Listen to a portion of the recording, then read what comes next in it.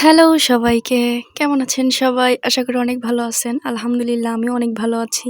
যেহেতু এটা রমজান মাস, আপনাদের রোজা কেমন যাচ্ছে? আমার তো বেশ ভালো আলহামদুলিল্লাহ। বাই দ্য ওয়ে, YouTube প্ল্যাটফর্মে আমি নতুন হিসেবে সাপোর্ট করেন প্লিজ।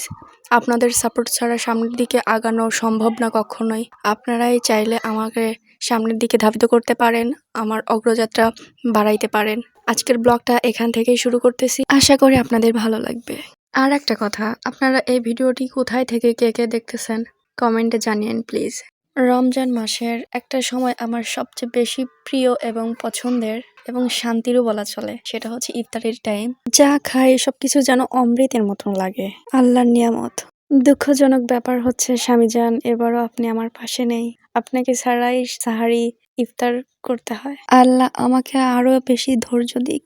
কর্মজীবন এমন কেন যা মানুষকে প্রিয় মানুষ থেকে দূরে রাখে?